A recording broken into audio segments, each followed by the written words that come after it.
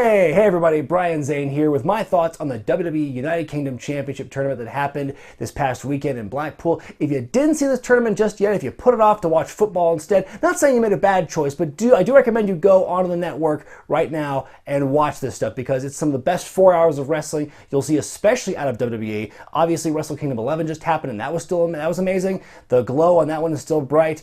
This stuff might be the level of Wrestle Kingdom 11, but it's still damn good wrestling. Let's dive right in. Let's talk about a few of the bigger things going on in this tournament. First of all, the venue. Empress Ballroom in Blackpool. I thought it looked amazing. I thought it was a very classy looking joint for something like this. The announce team, Michael Cole and Nigel McGuinness. I think, when I first heard Michael Cole was going to be involved, I said, but he really impressed me in a big way. He and McGuinness had great rapport and great chemistry despite having never worked on TV together. I think Michael Cole can be a really good announcer when he's not being micromanaged at every turn by Vince McMahon like he is on Raw. I think if you take that filter off and you just listen to him in this tournament, I thought he did great. I thought he was great. I think he was a great announcer. The belts. Let's talk about the championship belt. Oh my God. It's the prettiest damn thing I've seen from championships in that company for quite some time. Now, I did say when they first announced this tournament how much I wish they had gone with a different template, not do so much of the template they have now for the World, the Universal, and Women's titles. I wish they had thought a little more outside the box with that one, but be that as it may, the center plate looks amazing, and the little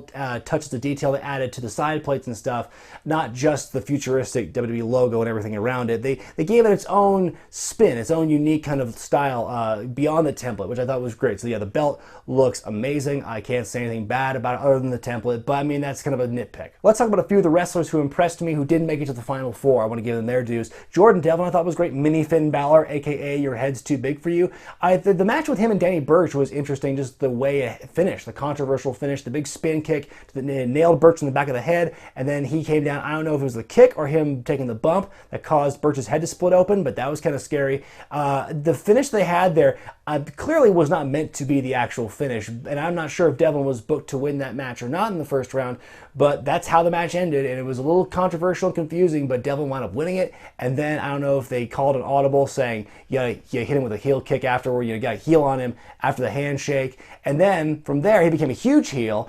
He said he was a thoroughbred horse baby. I think he meant horse comma baby, but I heard it as horse baby. And then the next night, I think they really amped up the heel stuff for him. I think when he was in that mode, I haven't seen enough of Devlin's stuff to really know what he's like usually, but when he was a heel in this in night two, I thought he was great. I think it really fit him perfectly. I think he played that role very well. Ultimately, he didn't make it to the Final Four, but I did like what I saw out of him. Sam Gradwell, I'll talk about him in a minute, but I did want to talk about his opponent from round one, Saxon Huxley, aka Jesus, the Muscle Cat, whatever you want to call him. I thought it was great just on getting the chance for him alone. He was super over in this tournament. I heard reports of the match he was in the dart match on night two on Sunday, and he was probably one of the most over guys in the show. So I was impressed with what I saw with Huxley. I think he's got a good look, and I like his tights. I think they were unique enough.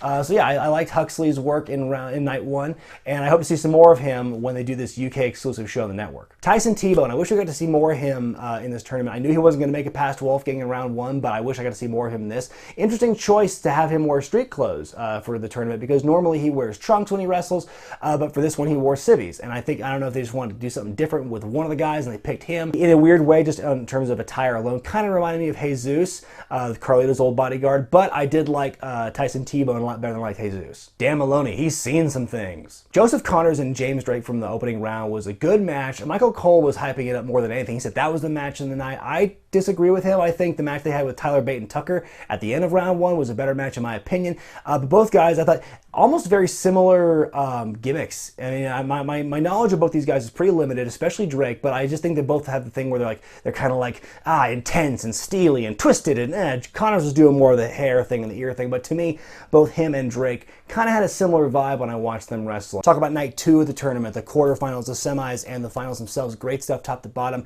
Night one was going to be hard to top, but night two I think delivered in spades. I think every match on the card was impeccable, very well done.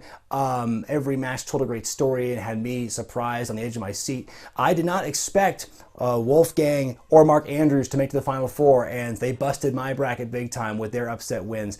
Pete Dunne, oh my God, just across both nights, looking particularly evil. They did some great character building with Pete Dunne in this, and I expect him to go all the way. He made it to the finals. He ultimately did not win the finals, but he did about as good as I could have expected him to do. I think he was definitely a breakout star. The storytelling and character building they did with Pete Dunne was amazing. For the whole 2 nights, the whole tournament was about Pete Dunne. That's where all the hype was in the commentary before his match with Ray Johnson. He beats Ray Johnson. He jumps Sam Gradwell at the end of night 1, and then they carry that over in the opening match in round 2, where he's particularly devastating, and he just totally exploits the back of Gradwell, who, by the way, was House of Fire. His match, it was one of the shorter matches of the tournament of round 2, or night 2, I should say, but I think his match with Pete Dunne brought some of the most fire because of the built-in storytelling and the sneak attack at the end of night 1.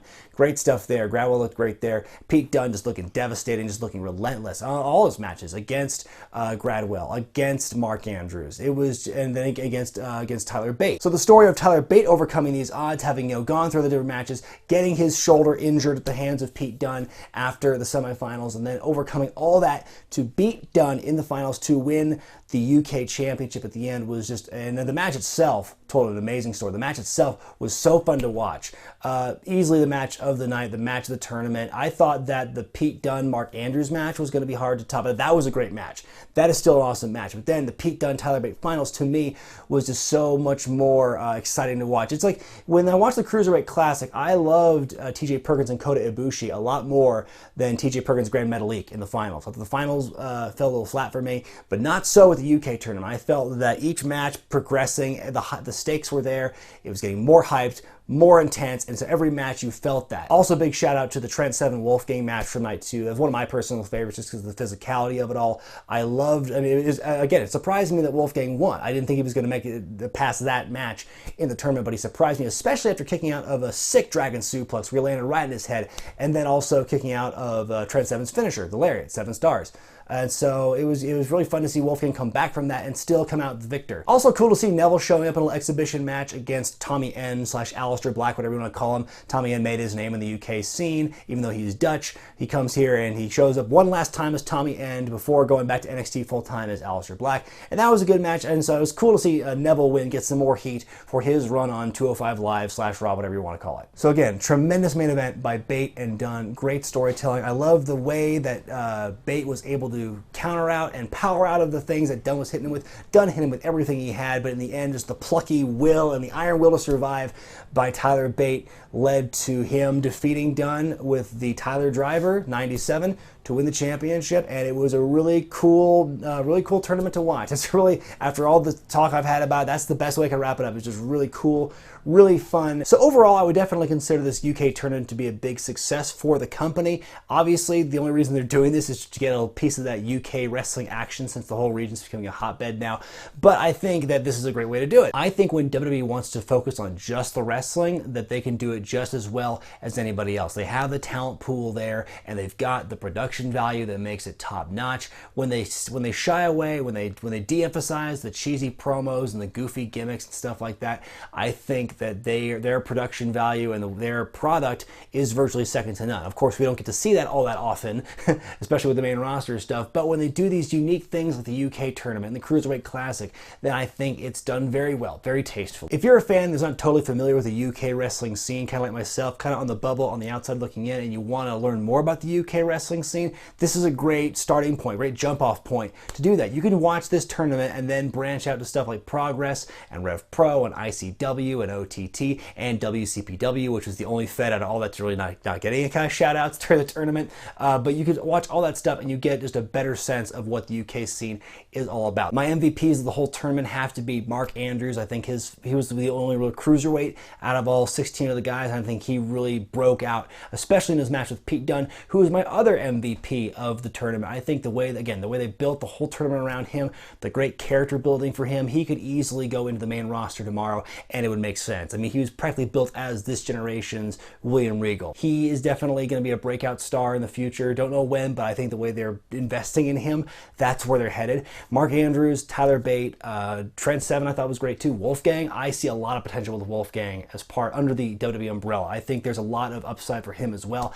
Yeah, basically I think this whole tournament was a great boon for the company, a great boon for the wrestlers, and a great boon for all the fans who were lucky enough to witness it live and also on the network. So let me know what you thought about the tournament in the comments section below. Where do you think the other stars are going to go from here? Let me know what other territories around the world you want to see covered in like a 2-night tournament, kind of like what they did with the UK here. And overall, yeah, just give me your thoughts on the tournament and the wrestlers involved. I look forward to hearing what you guys have to say. Be sure to thumbs up this video if you like it, subscribe to Wrestling with Regret, and buy the t-shirts at ProWrestlingTees.com.